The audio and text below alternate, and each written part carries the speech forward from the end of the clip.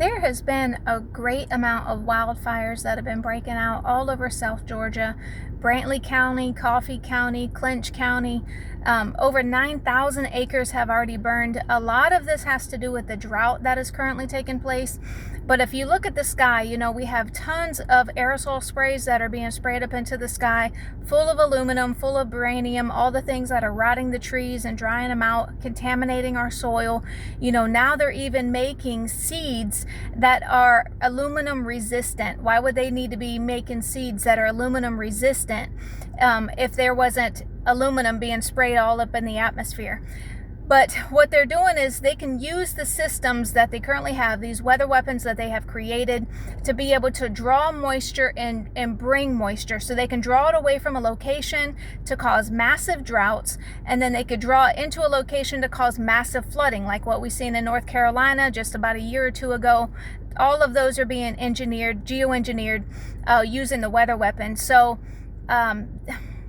I don't know how we can avoid this. I don't know if we need to, maybe reach out to our county commissioners, something like that. Although, there's been a lot of states that have already outlawed some of the climate engineering, like Tennessee and Florida, and yet they still have it. So I don't know if there's anything that we can actually do about it, besides water in our yards, trying to keep our own properties from catching fire. I believe it was the World Economic Forum that just said last year that they were going to use water shortages against us, where they had mentioned something about how there was going to be such a shortage in water that even the children would recognize it. I think just based on what you just said, that's also, of course, true with COVID, right? We are all only as healthy as our neighbor is on our street, in our city, in our region, in our nation, and globally. And did we solve that? Did we actually manage to vaccinate everyone in the world? No.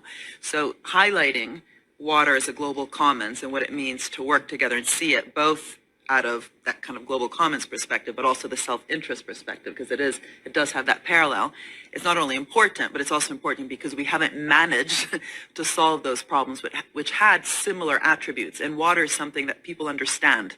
Climate change is a bit abstract. Some people understand it really well. Some understand it a bit. Some just don't understand it. Water, every kid knows how important it is to have water. When you're playing football and you're thirsty, you need water.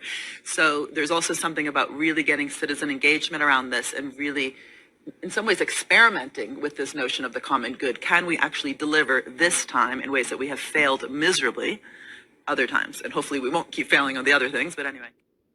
But we're going to start seeing a lot more of these engineered famines that they're basically engineering and creating because of these droughts. So this is why it's going to be so important for us to be growing our own backyard food, because we can have a lot more control over it. We can water it with our own well water, our own streams, our own ponds, things like that, because these massive farms, these commercial farms, are going to be struggling heavily. There's already an issue with the shortages on the fertilizer, on top of the hyperinflation that's going to be taking place on how expensive the fertilizer is going to be.